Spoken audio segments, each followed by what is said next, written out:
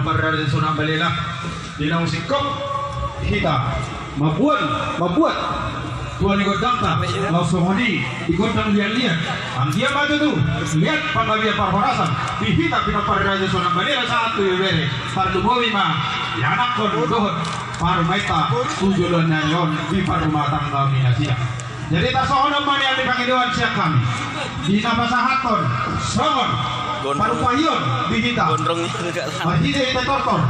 tubuhan ni hasuhuton marpangidoan ala huber kami itu pikiran laos korota laos isok pada dirohan kami laos nabani niu kita sasadama rohata